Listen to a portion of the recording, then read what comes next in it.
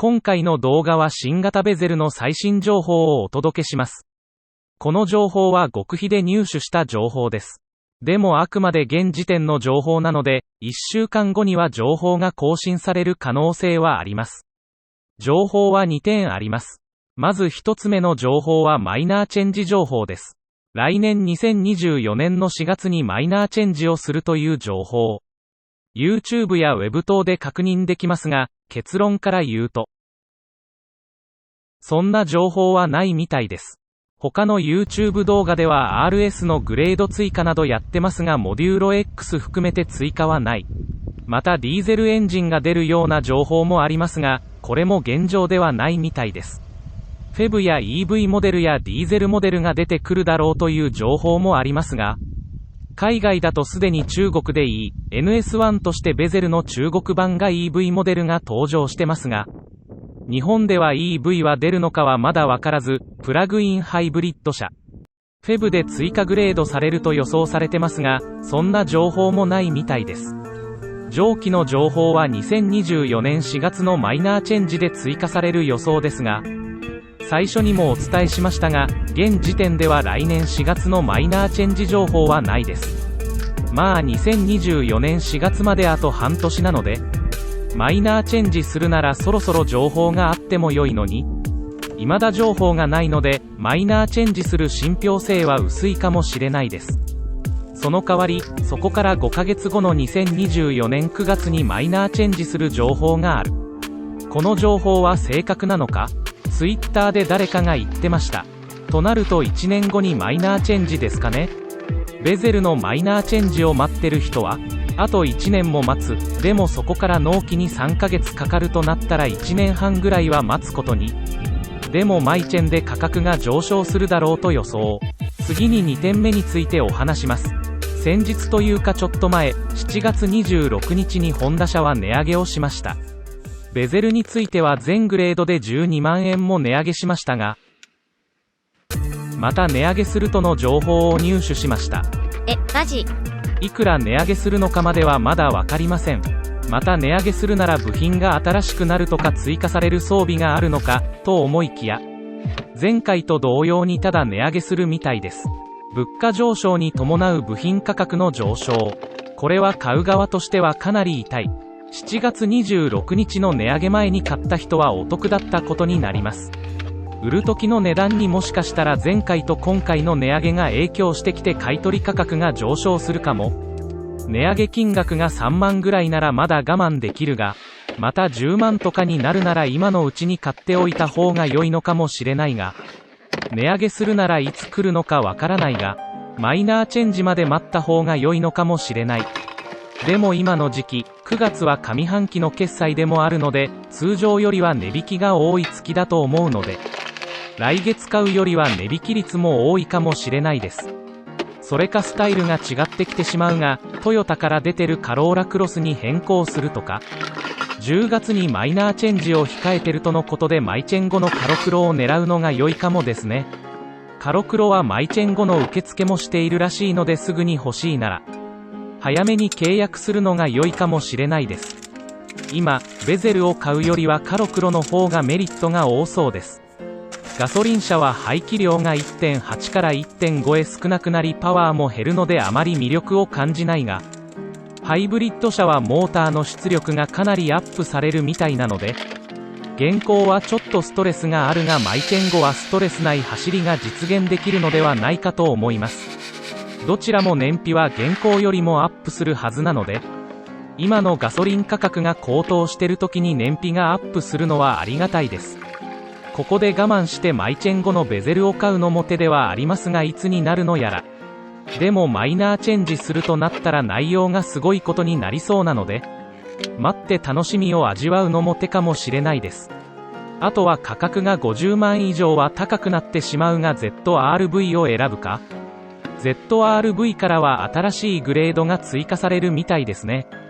特別仕様車のブラックスタイル。12月にデビューする情報がありますが、でもこの情報って本当なのか？ベゼルでもまだ追加グレードがないのに ZR-V で追加するの？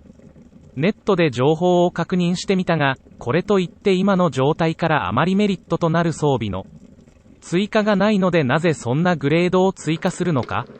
が気になります。もしかしたら部品供給が遅れている部分をカットして新しいグレードで出すってことかな。ホンダからは他にトヨタでいうライズみたいなサイズの SUV が出るわけでもないので、ベゼルが欲しい人はマイナーチェンジ情報を待つしかないんですかね。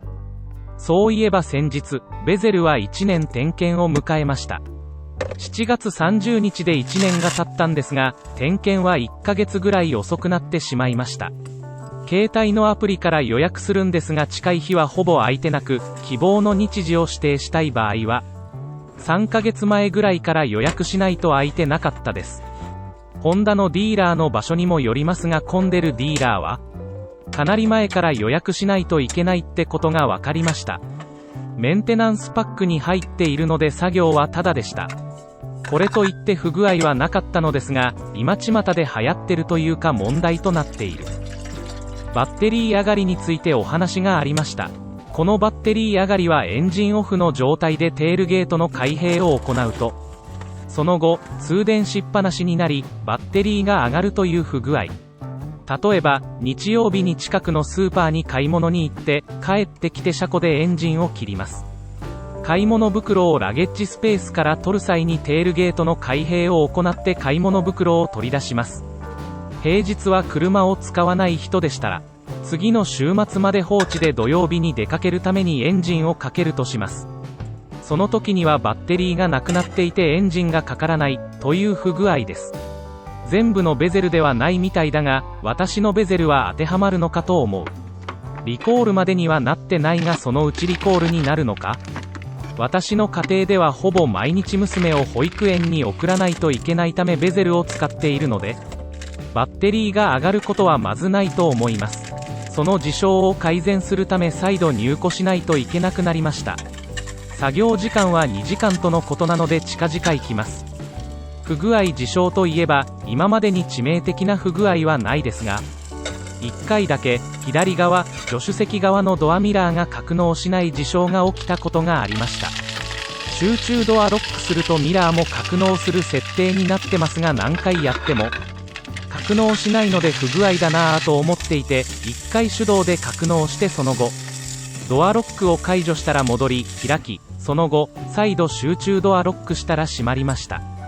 その後は不具合は出てないのでたまたまだったみたいです。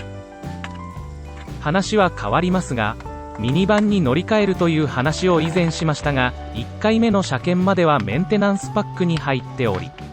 途中で降りてしまうとお金がもったいないので、とりあえず3年は乗ってるかもしれないです。でもやはりミニバンを見るといいなぁと感じてしまいます。先日千葉で台風13号がもたらした大雨で、私の最寄り駅の線が途中から運転見合わせになってしまい、たまたまその時に会社に出勤しており、帰りは19時から運転再開したが、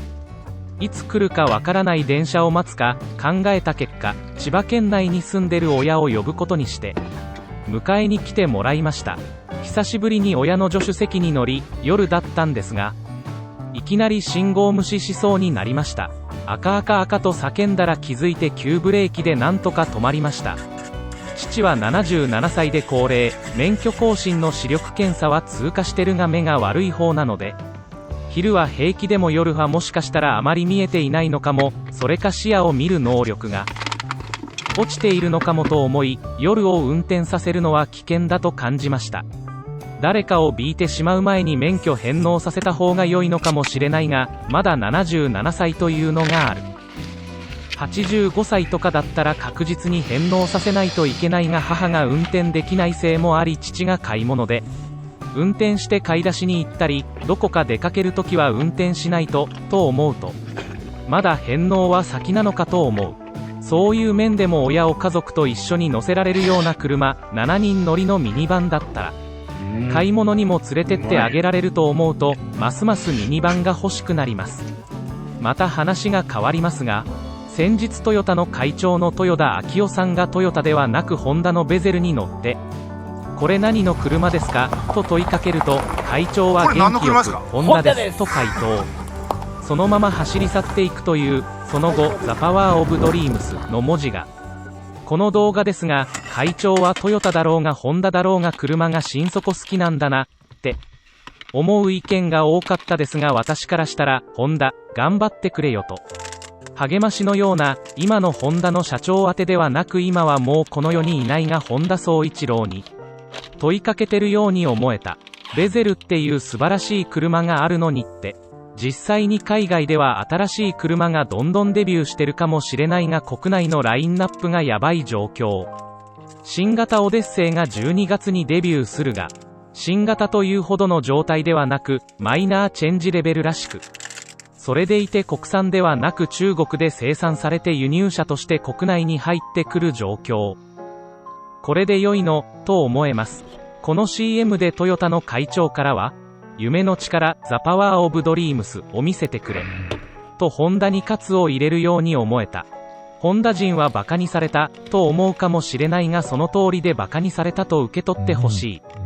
今後のホンダの底力を見せてやれ。N ボックスばかりに力を入れてないで。ホンダイズムとしてはそう願ってる。このまま日本車は衰退しても良いと思ってるかもしれないが、日本がダメになったら世界もダメになると思う。だからもうちょっと頑張ってくれって私からも思う。皆さんはどう捉えましたか？とりあえずまずはスイスポみたいな250万で買えるホットハッチを出してほしい。